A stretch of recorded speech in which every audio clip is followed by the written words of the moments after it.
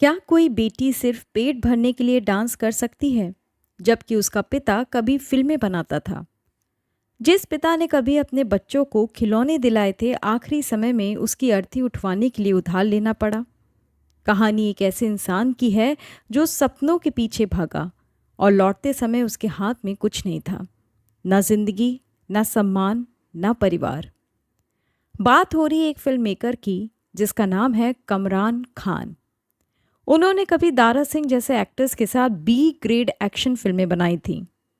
Title ऐसे होते थे: torsion in Bombay, robin hood in India. फिल्में सस्ती थीं, लेकिन सपने बड़े थे। फिर एक दिन उनके दिल में तूफान आया। उन्होंने तय किया कि अब सस्ती फिल्में नहीं, अब वो नाम कमाएंगे, अपने बच्चों के लिए, अपने सपनों के लिए। उन्होंने सब कुछ दांव पर लगा दिया: जमा पूंजी, घर, रिश्ते, यहाँ तक कि खुद की आत्मा। साइन किया संजीव कुमार जैसा बड़ा एक्टर। सपना था एक ए ग्रेड फिल्म जो पूरे बॉम्बे में तहलका मचा दे।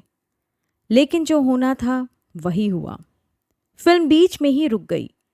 संजीव कुमार ने बीच रास्ते में साथ छोड़ दिया।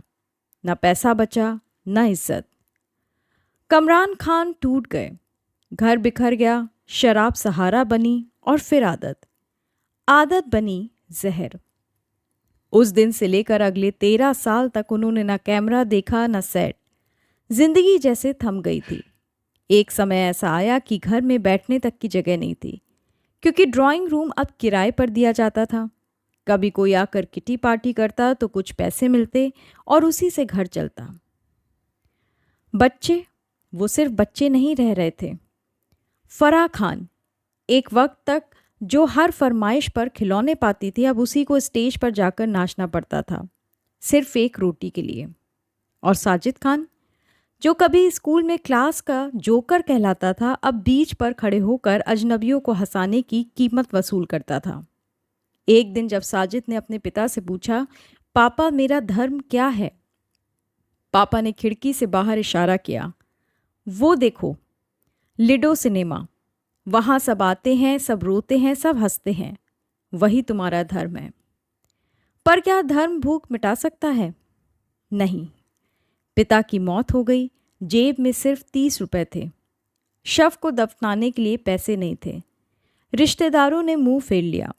तब आया एक दोस्त, सलमान खान के पिता सलीम खान। उन्होंने पैसे दिए और तब जाकर अंतिम विदाई हो पाई। उधर साजिद ने एक टिकट खरीदा था, राजेश खन्ना की नया कदम। पिता की मौत मंगलवार को हुई, लेकिन गुरुवार को वो यही सोच रहा था, क्या मैं फिल्म देखने जाऊं? एक दोस्त ने टिकट फाड़ दिया, लेकिन वो टीस आज तक दिल में चुभती है।